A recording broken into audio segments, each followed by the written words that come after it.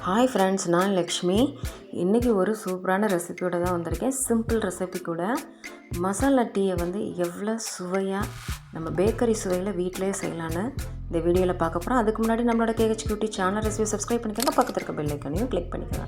First இதுக்கு வந்து ஒரு துண்டு இஞ்சி, 2 பட்டை, 3 ஏலக்காய், 3 கிராம்பு எடுத்துக்கோங்க.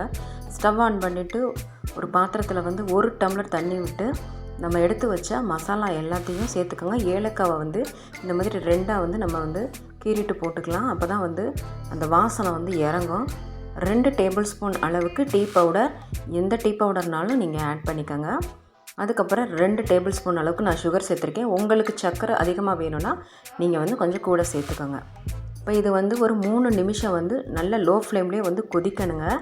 நல்லா கொதித்து அந்த பச்சை வாசனைலாம் நமக்கு வந்து கம்ப்ளீட்டாக போகணும். அதனால் ஒரு 3 நிமிஷம் வந்து லோ ஃப்ளேம்லேயே வந்து கொதிக்க விடுங்க.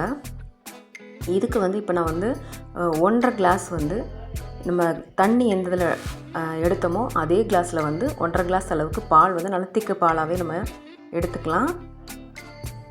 எடுத்துகிட்டு இதுவும் நல்லா வந்து கொதிக்க ஆரம்பிக்கணும். அந்த கொதித்ததுக்கு அப்புறமா பார்த்திங்கன்னா நம்ம வந்து ஸ்டவ்வை வந்து ஆஃப் பண்ணிடலாம். ஏன்னா நம்ம ஆல்ரெடி டீ பவுடர்லாம் கொதிக்க விட்டாச்சு, அதனால் பச்சை வாசனைலாம் இருக்காது. நல்லா இந்த மாதிரி கொதித்ததுக்கு அப்புறமா ஃபில்ட்ரு பண்ணிட்டோம்னா சுவையான மசாலா டீ வந்து பேக்கரி சுவையிலே அப்படியே வந்து சூப்பராக இருக்குங்க.